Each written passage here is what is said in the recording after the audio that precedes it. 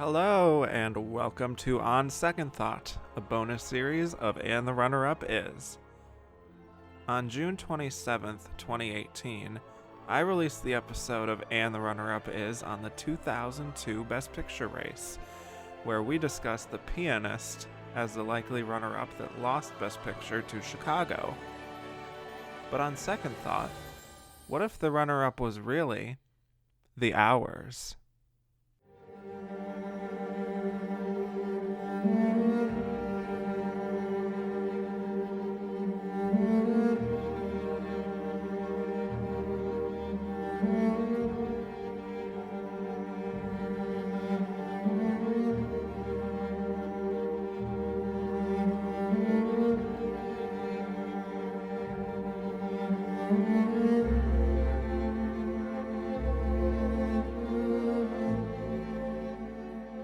Hello, and welcome back to On Second Thought, a bonus series from And the Runner-Up Is, where we talk about another Best Picture nominee that could have been a potential runner-up. We're talking about 2002, and we're talking about The Hours today. A lot to talk about. And I brought on two brand new guests that have never been on And the Runner-Up Is before. They are both from Next Best Picture. First off, please welcome to the show Nicole Ackman. Hi, everyone. And Ryan C. Showers. Hi, everybody. I'm very excited to be here today. Oh, I'm sure you are. We all know in the film Twitter sphere that you have a love of The Hours, so. I'm the only person on film Twitter that still talks about The Hours. Well, we're going to really get into it today, believe me. So let's jump into a summary of the film quick. It's a drama based on the Pulitzer Prize-winning novel of the same name by Michael Cunningham, and it tells the story of three women at very different points in time. One is the author Virginia Woolf, who is struggling with bipolar disorder and depression in 1923, and she's attempting to write her novel, Mrs. Dalloway. Another is Laura Brown, who is a housewife living in Los Angeles in 1951. She is married and pregnant with her second child, and she is reading Mrs. Dalloway to sort of escape the banalities of her life as she herself struggles with depression and considers suicide. And then the third storyline is set in the present day and centers on Clarissa Vaughn, who is bisexual and dating a woman, but she still harbors feelings for a summer she had with a man named Richard, and she is preparing a party for him, and he often refers to her as Mrs. Dalloway because of her similarities with the character.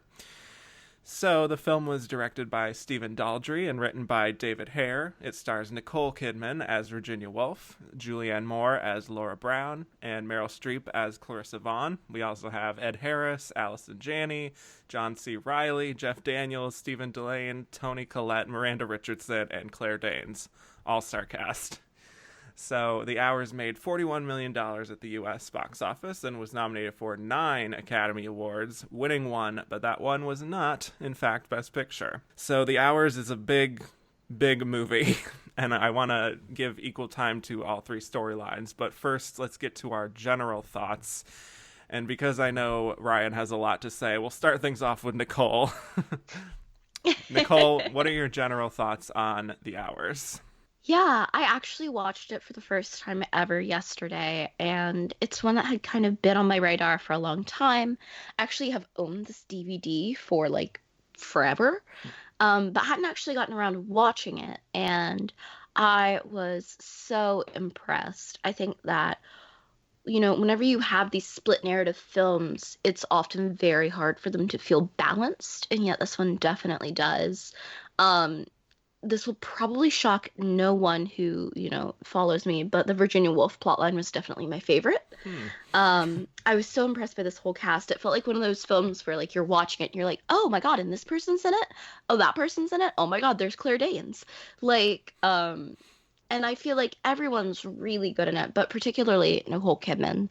And I think that the film has so much that's just really fascinating to say about, obviously, like, being a woman and mental illness, but also about motherhood and sexuality, and also about the creative process. And I just think that there's so much to unpack in this film, and it's a very intellectual film. And it's funny because actually one of the people who's been recommending it to me for a long time is my younger sister who's 16 because they watched it in her literature class when they read Mrs. Dalloway. And I thought that it's really cool that this is, something that lit teachers have now that they can use to kind of unpack the themes of Mrs. Dalloway whenever they're studying it. Excellent. All right, Ryan, let's get into it. Tell me Well, why The Hours means so much to you as it does. well, and I have, I am like the expert on The Hours. I've seen it dozens and dozens, if not 100 times. It's my favorite movie of all time, and Nicole Kidman's performance is my favorite performance of all time. So I want to be here more as a sounding board to you two, in the discussion. But for what it means to me, so I first saw this movie back in 2008. Around the time, right before Kate Winslet won her Oscar for The Reader, because the same director, Stephen Daldry. And the film kind of blew my mind. And it was one of the first films to introduce me to the Oscar world and the worlds of these actresses and writing, movies about writing and trying to analyze characters and feminism. And anybody who follows me or who has read my work on Next Best Picture knows that I'm very much based in academia, and I have a huge emphasis on feminism in everything that I write about, everything that I review, and a lot of it goes back to this film. As a cinephile, this movie kind of sets the standards for me for editing transitions and analysis, like comparative analysis between different characters, character development, acting on screen. The writing is just beautiful. I love the score. And the themes are, we don't really get many films like The Hours that have three women leads. And the movie is essentially about their emotions and their past and how they're trying to get through the day, get through the passing minutes of the day. There's, I really appreciate the emotional centeredness of the film and how it explores its characters through emotions, through history, and how it summarizes their lives through feminism in different points of time. So, and like Nicole said, it's a very intellectual film, and we don't get these types of academic films all the time. You can probably count on your hands how many academically based films we've had nominated for Best Picture in this past decade. So this is one of them. I mean, this is one of them from a previous decade, but yeah, I love it. I love it so much. Yeah, so this was a very overwhelming film to watch for me as a teenager. I didn't see it at the time in 2002, but I saw it a few years later, and I have to say that watching this film as a teenager in suburban Connecticut, often feeling very restricted, not understanding some feelings I was having at the time, it was a very powerful experience. And I was just so appreciative of, like you were saying, Ryan, of the fact that here was this movie about three women dealing with problems that are way beneath the surface, tackling depression in a way that I have never seen before, with these three incredible actresses that I love, and it was just a deeply emotional experience. And I don't know if I'll ever be able to replicate that first feeling of seeing it on these sort of subsequent watches. I've seen it a few times over the years now, but even still, by the time I get to the end and it's Virginia Woolf talking about the distance and the years and the hours between her and Leonard, I just still feel like bowled over. I can imagine watching this film and not getting into the groove of it and thinking, what's the point of these stories that seem not very connected to each other, or something doesn't quite add up? But if you're really in it and you're taking the time to soak it in, there is something so innovative and powerful about what the story, taken as a whole, is trying to say about women at various points in time having to deal with the amount of control that men have over them, and how they each grapple with a form of depression and this feeling that can be so, like, indescribable. that you can barely even put it into words. Well, and Kevin, also you kind of hit on something that I also share that I didn't mention. I first watched this film as a young boy in middle school, Mm. and at a time where I don't know if I knew I was gay when I saw this, but I knew subsequently after, and the queer themes of the hours really connected with me on that level, Yeah. as well as the depression and the themes of suicide and yada yada yada. But I think that's a strain of the film that doesn't get appreciated as much. I mean, the whole film doesn't get appreciated as much as it deserves, but especially the queer aspect of it. Yeah, totally. I definitely resonated with that very strongly and felt, yeah, sort of almost grateful that this film sort of exists, even if it's so unlike any other film of its kind. It's just like this one little oasis almost. Hmm. But also with the depression stuff and how it's so hard to articulate, it's like you keep striving for some sort of meaning to sort of put your finger on how you're feeling, and it can feel sort of destabilizing with how even people who are trying to help you or trying to empathize with you, they never really know the right thing to say or the right thing to do, and there is that distance between you and the other person. Well, and like what you just described is really hard to capture on film. And like Yeah. um actually before The Hours was made into a movie, the book, won the Pulitzer Prize, and many people thought it was unfilmable. But I can understand why people would think that, because the movie is so internal. It's about the emotions of these women.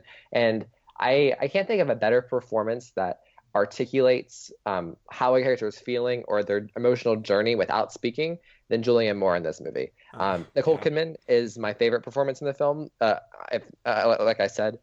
But for the specific brand of not having as much dialogue and telling the story of your character through your eyes, Julianne Moore sets a bar that no one else can really compare with for me. Yeah, I thought it was such a powerful performance from her. And like you said, she is able to bring across so much. Even though she doesn't really talk that often in it. Like a lot of it is in the physicality of the role and in her eyes and her expressions. And particularly, there's that kind of pivotal scene at the hotel. Hmm. And that's just all brought across through her, body language and her the way that she expresses emotion on her face. And I think that it's a really powerful performance. So I actually watched this movie with my grandparents. So my grandpa was an English teacher, total brainiac, and he read Mrs. Dalloway and then Michael Cunningham's book, and then I watched the film with him and my grandma. But previously, I watched the movie just me and my grandma back years ago, and she didn't really enjoy it the first time because she didn't really understand what was going on, or understanding the film through the characters' eyes and their faces and the emotional beats. But she watched it again and she very much enjoyed it. And my grandfather totally loved the film because he was so immersed in the source material. And I can't imagine how hard it must be for an actor to be in Julianne Moore's shoes to try to convey basically the entire character arc through the eyes, through facial expressions, and just limited dialogue. Like Nicole Kidman gets amazing dialogue from David Hare in this. It's some of the best dialogue. It's almost like out of a play or Shakespearean. It's just gorgeous. Yeah. But Julianne Moore doesn't get that, and she has a very difficult job. And like I can't imagine. I think this role would have floundered under a different actress. Yeah. I think that you also make a good point, though, Ryan, and that it is a movie that expects a lot out of its viewers, I think, Mm-hmm. in that you have to be engaged with it, you have to be paying attention. I can see where maybe some people wouldn't get it. Um, or that, it's not the kind of movie I would throw on if I just like had some people over. No. Um, like it really requires a I mean, lot I of would come, but okay. yeah. It requires a lot of emotional connectivity and a lot of like really paying attention. Yeah. So I think that maybe that's the reason why some people don't like it, is because they weren't in the right place to watch it and engage with it. There's not a lot of sort of entertaining, funny elements to the film, so it's very like heightened drama for most of it. And I saw one review that described it as just like feeling like a climax for the entire film because it's just so heightened emotionally that some people could just not really take it, that sort of thing. But the screenplay by David Hare, I think it's still so shocking to me that he did not win adapted screenplay for this because, yeah, there are so many great monologues and there's all those great silent moments as well from Julianne Moore, and it's assembled in a way that even if you're juggling all these three storylines, for me it all makes sense, and the lines that come from Virginia Woolf and Laura and Clarissa are just honestly like the kind that you want to just write down and remember because of just how deeply they cut. Well, absolutely. Like I'm kind of salty that this didn't win adapted screenplay because Yeah. like you said, there's so much to this. There's structure. There are these monologues and speeches, and like he intertwines the characters. In I mean, he makes this. He makes this book that never should have been made into a movie into a full-fledged piece of cinema. It's art. Like I struggle with it, and I really appreciate The Pianist, and I think that the directing really guides a lot of the beauty in that film. And compared to, because I actually just watched The Pianist right after I watched The Hours the other day, and I forgot how little dialogue there was, especially in the second half. And it's kind of crazy to me that how different people view writing, for instance, something so obvious and overt, and I like The Hours versus Literary, something more simplistic. Yeah. Literary, Mhm. Yeah. It So- also, I think that you can really feel in The Hours that both Stephen Daldry and David Hare are people who have worked with a lot of theater as well. A lot of the dialogue feels very theatrical to me. And the way that the stories are interwoven also feels like something that maybe people are more used to seeing on stage than on screen. And I think that for me, that's part of like what really made it work was that, you have those great monologues and those great bits of dialogue that are very theatrical in nature. Mhm. Yeah, now you're getting me wondering if they should adapt this to the stage. Yes. Yeah, Ooh, that would be a whirlwind. it really would. It Well, would come for some Tony Awards. oh, Yeah. for sure. So a little bit like what we did with the Babel episode, I think it might be easier to give everything equal weight by covering these sort of storyline by storyline. So I wanted to dive into the Virginia Woolf storyline in 1923. So she's stuck in a town outside of London, away from the city. She's very stifled creatively, and she's attended to by doctors, and she's being treated for her medical issues, and she gets a visit from her sister, who's played by the wonderful Miranda Richardson, and her two kids. And eventually there's a dead bird, and Virginia talks about death and feels very lost in her own head. And she kisses her sister very passionately, and she later escapes to the train station because she wants to move away and go back to London. And her writing sort of weaves throughout the film. And Nicole Kidman is our Best Actress winner, and she actually has the least amount of screen time between her and Julianne Moore and Meryl Streep. But I'm definitely interested to hear both of your thoughts on how, for me at least, I think that the character herself looms so large over the entire film because of the writing that she feels to me like the number one lead of the film. So I know, Ryan, this for you is just like the top of the top, best of all time kind of performance. So I'll let you go first and talk about just why this performance has resonated with you so much and any other thoughts that you have on this section of the story. Well, I really appreciate what you just said about Nicole Kidman, because her screen time, if there is anything that The Hour is talked about in 2020, film Twitter, film universe, it's the fact that Nicole Kidman won Best Actress for this for a performance that has about so some people have timed it at 23, which I don't buy. Some people have timed it at 28, whatever. Some people try to throw throw her into this category of, oh, well, this is actually a supporting role, and I really disagree. I think there are three stories, and we have three leads. And she is, because her portion of the story is the foundation on which the other stories I feel flourish and can grow. But Virginia's story is very consequential. For me, there's so many. Each of her scenes just soars, but the train station scene is probably my favorite piece of acting. There's amazing writing in it too. What she conveys to Leonard in that scene was something that I could personally identify with. Whenever I saw this at the time, I felt like I didn't belong where I was. I wasn't happy.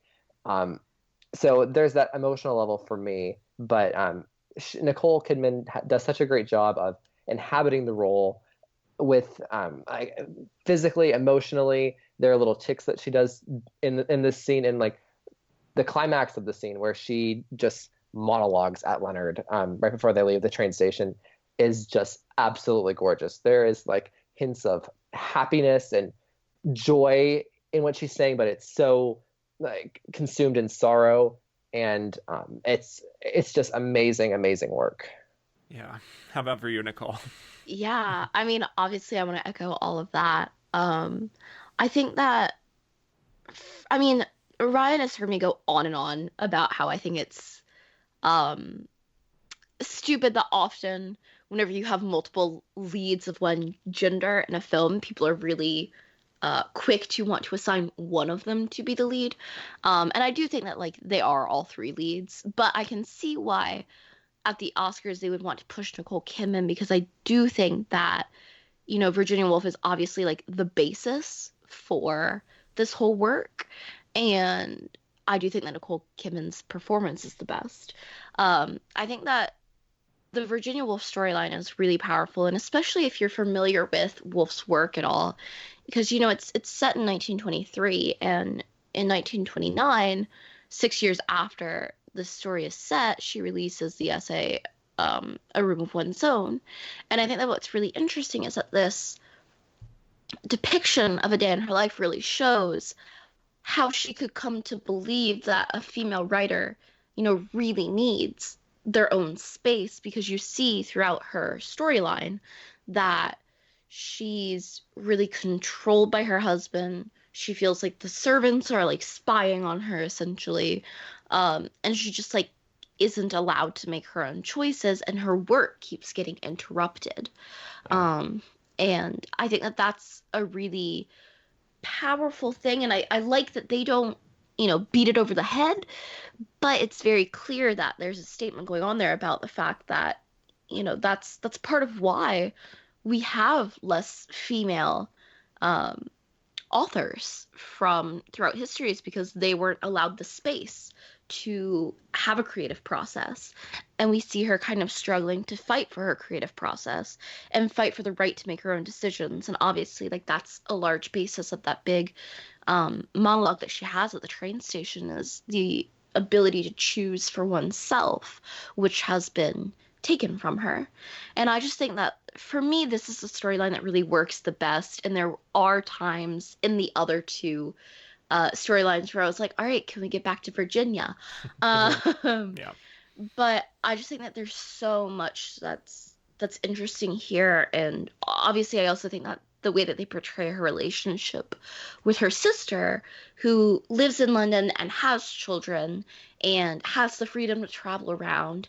And actually, her sister, Vanessa, was a painter. So she also has this, creative side to her, is really interesting, in how we kind of are able to see them as foils to each other. Yeah, that's really well put. And I really always respond to just being, a more creative person compared to quote unquote like logical science math sort of person. I always really respond to what is tackled in that storyline of essentially her feeling like, if I can't have the freedom to express myself creatively and in my own way, then there's nothing else for me, that I just feel like I can't go on. And I think that's something that a lot of writers especially sort of grapple with, that if they can't write and if they can't have the freedom to write what they want in their own terms, they might as well die. Well, and I think that like all of that, like the artistry of that, plus the fact that she was like Nicole Kidman is playing Virginia Woolf as someone who's struggling with bipolar disorder, is all the more rich and dynamic. And as we see her kind of try to create the story and create the structure of the novel, she's struggling with the voices in her head, her demons, her past, people not trusting her. There's so many facets to this that are just so alive. Mm-hmm. And just in her performance, I find something new each time I watch it. I mean, for me, watching it again now, having seen so many Nicole Kidman performances this decade, because she's so prevalent in the industry that I can't really avoid it, you know? But I think her voice specifically, and just like her body language and sort of the heaviness that she feels as she moves throughout the film, I think it's just like she totally inhabited this character in so many ways, even on a more significant level than some of the stuff she does now, because, you know, sometimes it feels like weird accent stuff is happening in, you know, stuff like Big Little Lies and other stuff like that. But with this, I just feel like she totally transforms, and I never see Nicole Kidman, I just see Virginia Woolf. I mean, obviously, Nicole Kidman is basically like queen of wigs and Yes. transforming into characters.